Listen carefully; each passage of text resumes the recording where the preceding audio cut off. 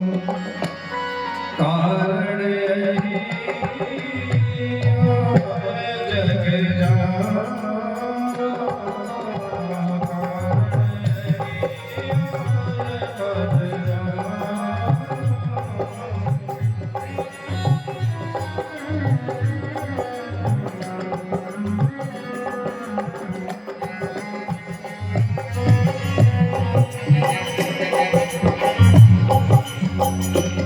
तो जो सर्वानंद है।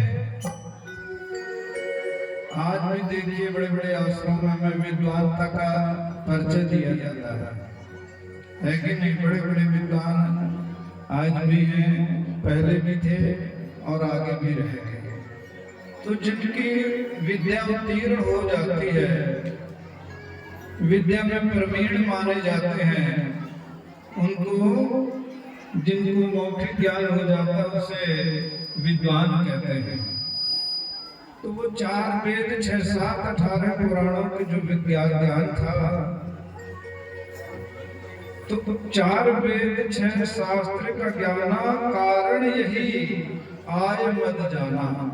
मद माने अहंकार। अब देखिए आज भी हर प्राणी के अंदर कुछ न कुछ कमी है। कोई ऐसा मनुष्य नहीं होगा कि किसी के पास ज्यादा धन हो गया तो धन का अहंकार है कि नहीं? किसी के पास अति सुंदरता आ गई तो सुंदरता का अहंकार। किसी के पास बड़ा परिवार हो गया, जन आ गए ज्यादा तो परिवार का अधिकार है कि नहीं? तो तन किसी कोई अच्छे शरीर में मोटे ताजे हो गए तो अपने शरीर में थोड़ी सा उसका भी अहंकार आ जाता है। तो कोई अधिक पढ़ लिया, विद्या में निपुण हो गए तो विद्या में बहुत ज्यादा पढ़ा लिखा, ये क्या जाने, ये तो सब 5वीं 6वीं 8वीं पढ़ने वाले नहीं कहते हैं। अरे ये क्या जाने, ये तो 8वीं 10वीं पढ़ने वाला। तो ज्यादा पढ़ने वाले को भी ज्ञान अभिमान आ जाता है, ज्यादा धन वाले को भी अभिमान आ जाता है, ज्यादा जो स्वास्थ्य पढ़ लेता है उसको भी अभिमान। आजकल लोग नहीं कहते अरे तुम क्या जानो, मैं इतना पढ़ा हूँ, ग्रंथ सारे ग्रंथों को पढ़िए, तुम क्या जानो। बस यही लोगों के मुंह से निकलता है, तुम क्या, जितना हम जानेंगे उतना तुम क्या जानो।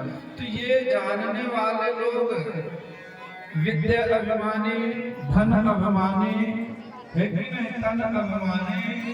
संसार में अब ये कौरव पांडव का युद्ध क्यों हुआ? ये अभिमान के कारण हुआ। लंका में श्री राम के साथ युद्ध क्यों हुआ? अहंकार के कारण। ब्राह्मण को अहंकार में आता होगा तो क्यों ये रावण क्यों बनता है, कांड क्यों बनता है कि नहीं? क्यों रावण में इस तरीके की बात लिखी जाती है? अहंकारी का तो सब कारण था, शरीर का अहंकार था, लंका का अभिमान था, स्वर्ण की लंका थी और कुछ उनमें पारंगतता भी थी, बहुत विद्वान भी थे और बहुत मायावी थी, महामायावी शक्तियां भी थी। तो किसी न किसी प्रकार से लोगों को अभिमान, तभी युद्ध। और युद्ध होने से तो मरने वाले मर जाते हैं, जीने वालों की गति बिगड़ जाती है। जैसे कौरव पांडवों के बीच में अब इतना बड़ा युद्ध हुआ कि मरने वाले तो रणभूमि में मर गए, लेकिन जीने वाली जो उनकी पत्नियां हैं, कोई अपने पति के शरीर को, अंग को ढूंढ रही थी कि हम अंतिम क्रिया कर रहे हैं, अंतिम संस्कार कर रहे हैं। किसी के कोई शरीर परिचय नहीं आ रहा था कि कितने लाखों करोड़ों लोग। एक ने अहंकार किया, पूरी प्रजा मारी गई। इसी प्रकार से एक कथा है सर्वानंद जी की कि वो विद्या में बड़े प्रवीण थे, लेकिन आय मद जाना। तपस्वी जी कहते हैं उनको मद आ जाता है।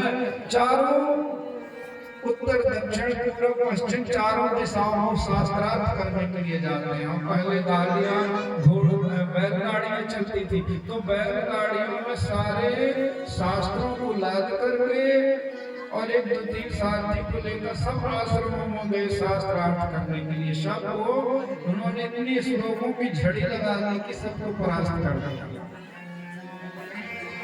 और माता जी के समीप जब आखिरी में सब उनसे सबसे विजयी हुए, तब माता जी के समीप आके चरण वंदन करते हैं और क्या कहते हैं,